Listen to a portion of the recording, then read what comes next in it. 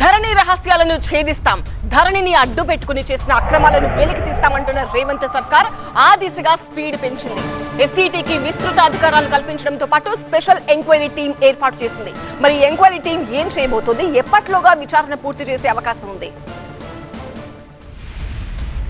ధరణి 2023 తెలంగాణ ఎన్నికల ప్రచారంలో రీసౌండ్ ఇచ్చిన పేరిది. ధరణి చుట్టూనే ఎన్నికల ప్రచారం తిరిగింది. ధరణి పేరుతో జరిగిన అక్రమాలు అన్ని ఎన్ని కావు. టీఆర్ఎస్ నేతలు దోచుకున్న భూముల లిస్ట్ అంతా ఇంతా కాదంటూ కాంగ్రెస్ నేతలు ఊరూరు తిరిగి ప్రచారం చేశారు.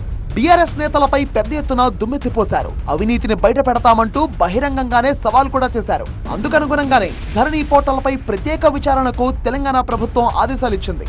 డీజీ చారుసిన్హా నేతృత్వంలో 7 సభ్యులతో కూడిన స్పెషల్ ఎంక్వైరీ టీం సెట్ ను ప్రభుత్వం ఏర్పాటు చేసింది. ధరణి టెండర్ ప్రక్రియపై సమగ్ర విచారణ చేయాలని సూచించింది.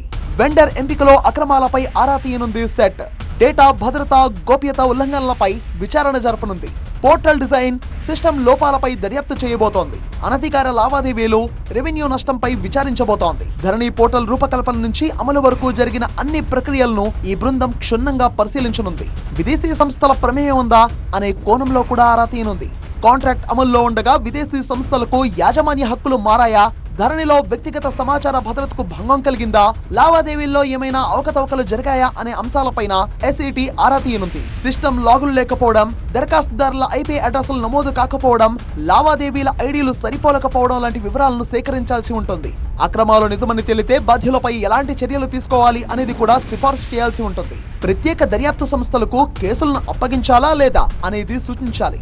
అత్యవసరమైతే మధ్యంతర నివేదికలు కూడా సమర్పించవచ్చని తెలిపింది ప్రభుత్వం.